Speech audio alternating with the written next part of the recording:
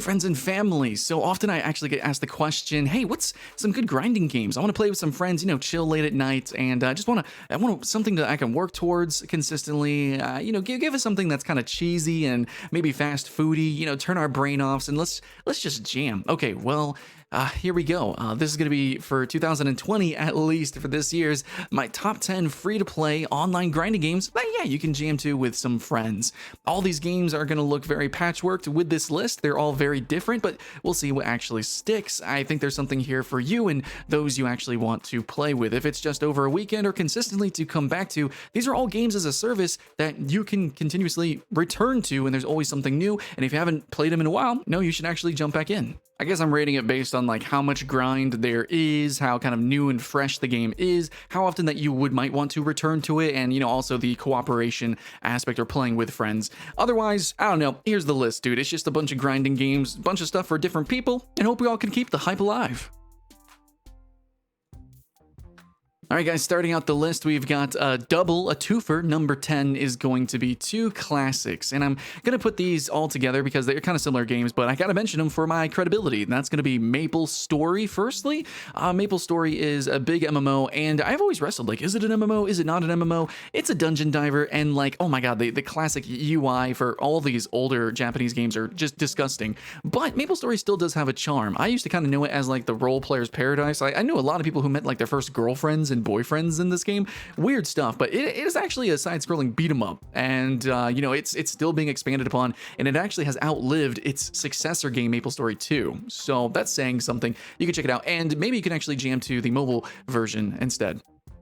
And then also for the number 10 slot, we also have Dungeon Fighter Online, which is a similar story. It's not very popular, actually. Like, Maplestory is pretty popular here in the West, but Dungeon Fighter Online is almost kind of dead in the West. Still, if you can get a group of people to jump in, it's, this kind of Streets of Ragey, insane combo fest style game that debatably does actually get pay to win in the end, but in terms of a grind and always consistently having something to do, yeah, Dungeon Fighter is that. And it's actually huge in Korea and just generally in the East, and it's actually the direct inspiration for a ton of manga, manhwa, comics, and etc. So maybe you should actually, if you love, beat 'em ups, grinding games, and dungeon divers, maybe you should check out Dungeon Fighter and Maplestory just to kind of get, live your history a little bit, friends.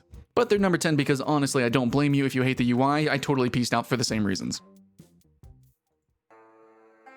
All right, and to instantaneously destroy my credibility, I'm going to be actually listing Planetside 2. I actually really wanted to put a PvP-focused game in this list, but you can't just put like League of Legends or something like that. It's not going to really work. I mean, you could maybe put like something like Dark Souls, but no, not really. No, Planetside 2 really makes sense in terms of like, sometimes you hear jokes of people like playing Call of Duty or something like that, like, oh, I'm grinding noobs, I'm pub stomping. But Planetside 2, that's literally the entire point. It is just a giant player meat grinder. No other MMO lets you get into that experience faster. Now, there are some like realm versus realms that you can play in Elder Scrolls, maybe some world conflict in World of Warcraft or Guild Wars 2, but for the most part, Planetside 2, instantaneously, as soon as you log in, you're in the meat grinder. It's hundreds of people all moshing together, and you can stomp noobs or be the ones that stomped. But basically, Planetside 2 is a great game to just come on late at night, get with the boys, join a squad, and even if you're not doing that great, you still are going to feel that sense of progression and grind consistently and constantly. This is the only PvP entirely focused game that I would actually put on this list. It just overwhelmingly actually is the one that it feels like you're grinding. Now, in terms of progress and power, don't worry, the game is actually really balanced instantaneously. It's horizontal progression. So if that doesn't really fit the theme, like you always want vertical progression, always bigger power, more stuff like that, I'm sorry, but Planetside 2 definitely fits the mechanical theme of grinding, and hopefully you can forgive me for that. And give me points for creativity, maybe like the video for it, I don't know. Okay, number 8, I've got Trove. Trove is kind of special. I didn't want to put too many MMOs in here. Honestly, I don't think MMOs really do grinding that great. Like, they are grinds, but actually Trove is a pretty unique case of being like such a cute and kind of family-friendly game. It's fun for the whole family, but Trove is I would consider it a looter shooter. Most abilities and things are shooting, and you loot so much. The loot is so plethoric, and there's a pretty fun variety overall of all the cosmetics and things that you can get, the mounts, things like that. It's so silly. Also, it's a pretty fun grind to actually get materials so that you can build up your base, and just basically it's nearly an infinite grind. Like, you're just grinding, constantly going into the different zones, and for the most part, you log into the game, and within 5 minutes, you know what the whole experience is going to be. The rest of it is an absolute repetitive grind, and I don't think that's a bad thing. Again, if you're looking for a turn your brain off kind of cute game that you can play with anybody, I think that maybe Trove is actually the place to begin your journey. Next up, we have another twofer for MMO games, and that is going to be, because they're just so similar, I really should have maybe made them their own individual lists, but I'm going to put Albion Online firstly. Albion Online is a fully free-to-play game that has an optional subscription fee, so that when you grind, you get multitudes more stuff and things, so you're going to want that, but you can actually earn that in-game by grinding. But Albion Online is a PvEVP game, and it's actually growing more and more so. All the new updates that they've added to make the PvE engaging, to make the PvP more competitive, and then they're even adding in unique, like, Soulsian inspired PvEVP dungeons and encounters and things like that. So in terms of grind, I really should have put it higher because of this actually, but if you really enjoy grinding in the open world, when it comes to like crafting and stuff like that, or mining, or just skinning, or doing like PvE silvering is what it's called in Albion Online, it's really cool because in other MMOs, especially sandbox games, they do the PvP kind of poorly in a sense. Like, they call it, I guess you could say, like, they call it wolf versus sheep, but in Albion Online, it's better described as cat versus mouse, because you actually have mouse abilities. Like, you can truly escape, you can truly evade gankers, and gankers have ganking specific abilities. So it's truly like a totally unique game of actually hiding, running around, and sprinting and fleeing, and then also people who are hunting you as well while you're doing your grinding and stuff like that. So I think it's really engaging and a unique way to kind of mix it up. But if you do just want to farmville it up or just do trading, you can also do that inside of Albion Online, which again is a completely free game, which I think somewhat soonish eventually, that's also going to be properly ported to mobile devices.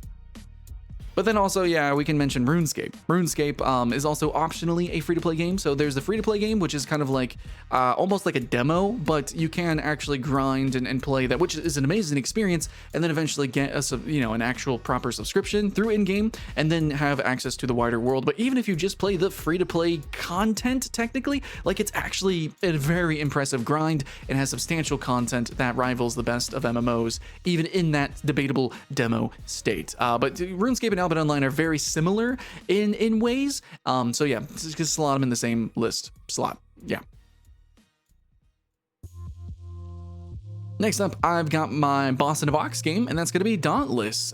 Basically, Monster Hunter, but free to play, and also a little bit more magic-y, if that makes sense. It kind of has inspiration from the, I guess, late game dungeon or raid encounters from games like World of Warcraft or Final Fantasy XIV, or just MMOs in general. There's more magic-y stuff where I know Monster Hunter is pretty weebish, but it's actually kind of down to earth and more natural compared to something like Dauntless, where you have like monsters phasing in and out of existence.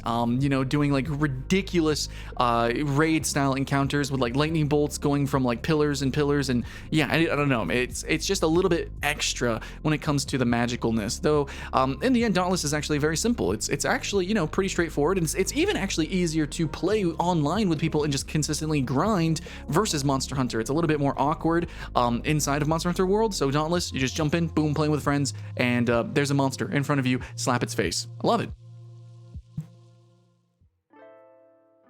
Halfway on the list, I've got Path of Exile, and this is kind of filling the slot. There's a bunch of these kind of, I guess, classic action RPGs, these Diablo-inspired action RPGs, but obviously Path of Exile is the one to put on here. Like, I know there's Drakensang, and I know there's a bunch like that were on Facebook and browser-based and stuff like that. Yeah, no, it's cool, but it's Path of Exile. Like, Path of Exile is amazing, it's great. It's really fun to replay, to regrind. It's actually, debatably competitive, and a lot of people have fun with this on Twitch. There's some really awesome and stupid, silly YouTube videos that I like, but for me, I play it super casually. I don't really play it as a grinding game, but I can appreciate it for that. A lot of people can play this game very differently. If you just want to be a trader, you can just trade in Path of Exile. it's one of those games. It's one of those games that's it's actually just so deep, and it has such a population that people have found unique ways to play the game. So find your way to play the game. Me, I just kind of go about it slow, casually, playing it for the story, play it to beat the game. And whenever they do a new expansion, play that, sure. But if you want to play it as a grinding game, and if you do want to play it co-op, that option is available to you. And obviously, it's freaking Path of Exile. So yeah, it's gonna make it on the list pretty high. Number 4, I've got Phantasy Star Online 2. This weird game. This is another old. I probably should have put it lower, to be honest, in terms of my personal bias, but I know a lot of people really, really like it, and I know that specifically it was this game that got a lot of people to ask me the question of what are good grinding games. People were like, hey, are there more games like this? Well, Phantasy Star Online 2. And there are games kind of like this, in terms of like Asian action RPGs, or especially like JRPGs, like Dragon Nest. I really like to promote stuff like that. You can also go play Dauntless, because Phantasy Star Online 2 does kind of have that big boss, encounter sort of thing, that's sort of MMO inspired bossing. But Phantasy Star Online 2, much more than Dauntless, is inspired by MMOs. Debatably, some people call it an MMO. It's not really, but it does actually have raids. It's not just 4 players. There are raids that you can do, bigger monster fights. But man, the UI, the gameplay overall is chaotic. But the grind overall in Phantasy Star Online 2 is something that's very, very enticing to a lot of players, especially with the customization of your classes. Overall, though, this is incredibly anime. It's a weeb's paradise, or fantasy for sure. And it's weird that it's sci-fi. That's pretty unique overall setting. So I can understand if you feel really weird about this, but it is beloved. And even though it's kind of an old game that just now released, it's probably something to jump into and at least give a shot, especially if you have people who are begging you to play with you. Yeah. And number 3, we have the brandest, newest game that instantaneously, I can tell, is going to go down for the fame of grinding, and that's going to be Genshin Impact. Now, to clarify, some people think that the game is a little bit short. They say, oh, you can beat the whole game without ever touching the gacha or grinding. You have to realize that Genshin Impact is actually a games as a service, so what we have is the base game is actually not the full game. The full game is going to be unloaded over the months and years, and the gacha is definitely going to come into play. They're going to add way new characters, new dungeons, new, challenges to really get you to incentivize to use the gacha. But Genshin Impact is going to be a game to keep coming back to, absolutely. And even actually in its base vanilla state, it's a really fun game to grind, get new characters, grind them up, level them up. It's a really cool action RPG that's gorgeous, but kind of similar to how I said about Path of Exile. You can just one and done it. It can just be a quick short game that you play through, a cute little action JRPG, but there's definitely going to be a lot more to this. So I know it's brand new, but I have a tremendous amount of confidence because of the tremendous polish and execution of basically everything about this game, even though it is kind of like it's a JRPG Breath of the Wild waifu collector game, but actually there's some little nuances here and there that kind of make it freaking awesome. Definitely give it a shot. Also, it's cross-play and cross-platform, like cross-progression with mobile devices, so big thumbs up for that. You never have to stop grinding.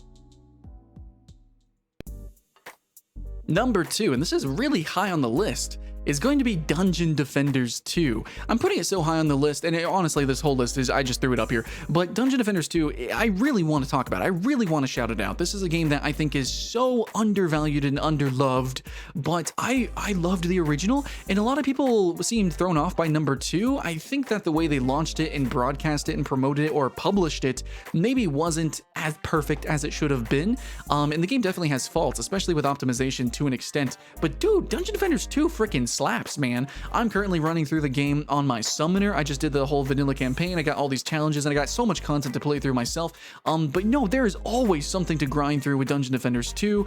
It's an action tower defense action RPG. There's a ton of loot from like the different armor slots, totems, summonables, how you actually utilize your character if you focus on spell damage, attack damage, building offense or defense. Some characters feel more like kind of like warriors or berserkers. Others are going to be like snipers, and some are totally focused on the tower defense aspect. It kind of feels like an RTS, like the summoner.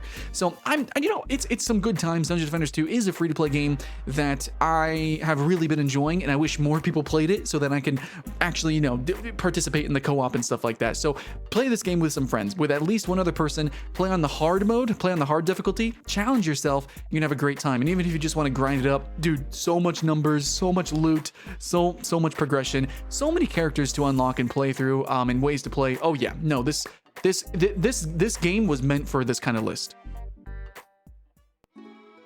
But number 1, I'm going to put Warframe. Warframe is a game that I've really enjoyed playing over the years with my friends, and even though it's not the best co-op game, and in some ways I don't appreciate the grind, as in like I really don't like the fact that there is crafting timers, and there are some kind of like schemy things when it comes to its monetization, but overall, you know, as a games as a service that you can always come back to, always something new, something that your friends are going to be hyped about. In terms of the grind, the power fantasy of it all, it's dude, it's fucking bonkers, man. It's a really cool game.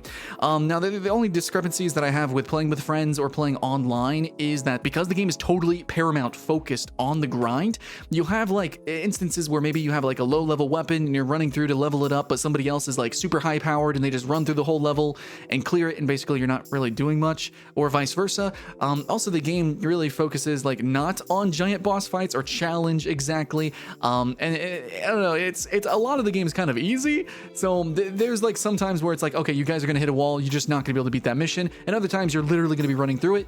But if you appreciate the grind and the progression and the loot box nature of Warframe, there's always something to do, and there's actually a lot of big brain content that can go around with Warframe, and there's a lot of really like heart and love that goes into the cinematic quests if you want to do that, diving into the lore, and there can be some challenge if you want to push yourself. But overall, Warframe is totally a game where you just jump on, your friends are playing, and you just kind of shoot shit. I mean, you shoot a lot of shit, okay?